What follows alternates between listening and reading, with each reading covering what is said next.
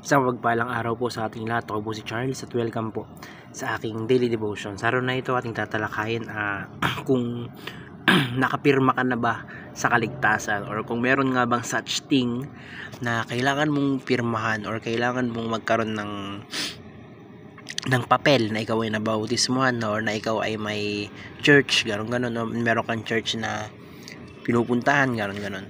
So Romans chapter 12 verse 4 to 5 ang sabi rito. For just as each of us has one body with many members, and these members do not all have the same function, so in Christ we thought many form one body, and each member belongs to all the others. Sa Tagalog, kung paanong ang katawan ay binubuo ng maraming bahagi at magkakaiba ang gawain ng mga ito, gayon din naman, kahit na tayo'y marami, nabubuo tayo sa iisang katawan ni Kristo. At tayong lahat ay bahagi ng isa't isa. So sa unang katuroan, punta tayo, ang sabi rito, we are one family in Christ. So sinasabi dito na tayo ay isang pamilya, or tayo ay pamilya na ni Kristo. So mga tayo ay isang pamilya para kay Kristo. So ibig sabihin dito, hindi natin kailangan, or hindi required, or hindi talaga ganun ka-importante na dapat meron kang sinasamahan na simbahan, dapat meron kang bahay sambahan, or meron kang kagrupo na nagwo-worship kay God. So kumbaga, hindi naman sinasabi na hindi yun mahalaga or hindi yun importante. Sinasabi lang dito na kahit mag-isa ka, kahit nasaan ka, nasa bundok ka, nasa dagat ka, o kung ikaw ay nag-iisa, maliligtas ka pa rin, or kumbaga meron ka pa ring way para maligtas. Dahil yun kung ikaw ay naniniwala kay Kristo, yun na yun.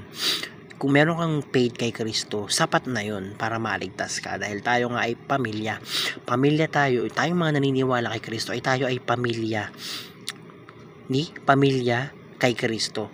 So kumbaga, hindi mo kailangan magkaroon ng, hindi required na magkaroon ka ng samahan para matawag na family kayo. Kumbaga, kayo na mismo na tao, kayo na mismo na naniniwala kay Jesucristo ay pamilya na. So sa ikalawang teaching, ang sabi rito, we are ambassadors for Christ. So balik tayo doon sa dati, balik para tayo doon sa kanina. So hindi mo kailangan nung may pirmahang papel pa na baptismal, o kailangan pang pirmahan na umaatin ka sa church na ganito para maligtas ka. Kasi nga, ikaw na mismo yun Ikaw, basta yung paniniwala mo kay God, sapat na yun. Hindi mo na kailangan magkaroon pa ng bahay sambahan, or hindi required ganun. So sa ikalawang teaching, ang sabi rito, we are ambassador for Christ. Pag sinabing ambassador, tayo ay kinatawan ni Kristo dito sa lupa. Dahil yun nga, si Kristo ay nawala na, dito sa lupa, tayo yung nagre-represent sa Kanya.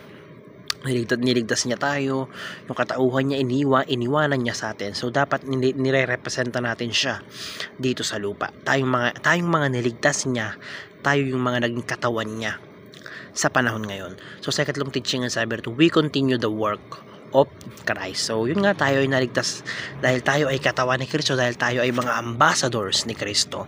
Dapat ginagawa natin, or dapat ipagpatuloy natin na yung mga gawain ni Kristo. Pagpatuloy natin yung mga ginawa niya dito sa lupa, yung mga bagay na mabubuting ginawa niya, ganon. So we continue the work of Christ. So sa application po na tayo, paano ba natin ito may apply sa ating mga buhay? Sabi rito, treat others as you would treat your own body. So tayo ay pamilya ni Kristo, tayo ay katawan or kinatawan ni Kristo.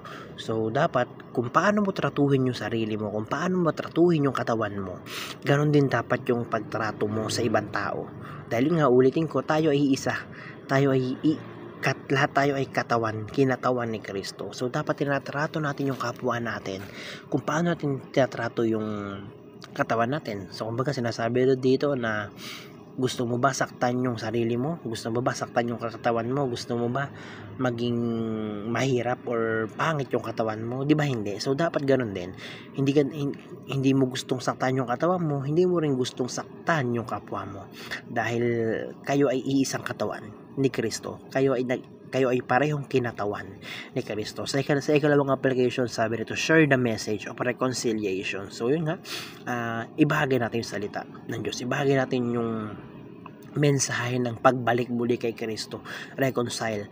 Yung pakikipagbati muli natin sa Ama na sa mga kasalanan nating ginawa. So sa ikatlong teaching sa application, sabi dito, continue the work of healing and restoration.